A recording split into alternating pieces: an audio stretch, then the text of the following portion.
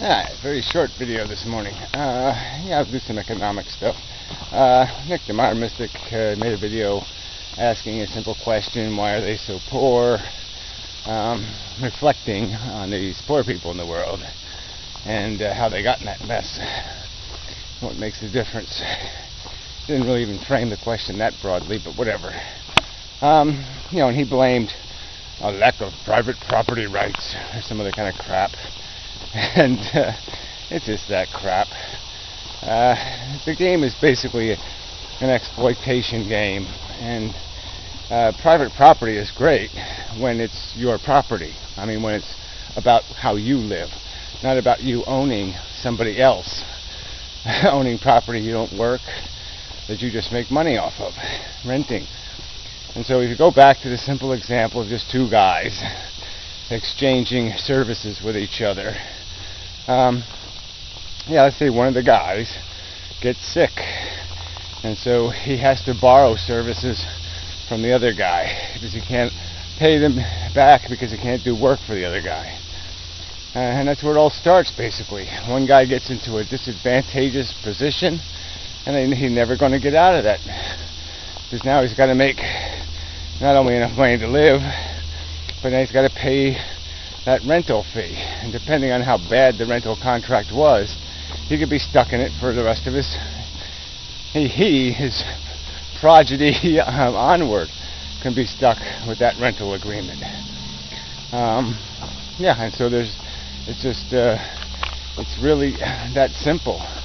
We've built economies that function on this decisive circumstance where it's like a wrestling match. Once you've got this advantage, you're probably going to win. And once you've got the position, and that's the game. And it's a very destructive game, and we see it. I mean, it's so obvious how money makes money a lot faster than labor can make money, and a lot more money than labor can make. And that's a very destructive, silly, stupid circumstance. So all these poor countries got poor because some capitalist went in there, some colonist, and decided to exploit some kind of natural resource or something else. So they gave the population enough food to survive and reproduce and create more workers. And then when they got what they wanted, they bailed out, and they left the country with a surplus population and no longer a resource to capitalize on, to make money off of. They didn't build an infrastructure like a tourist resort or something. They just left them with nothing.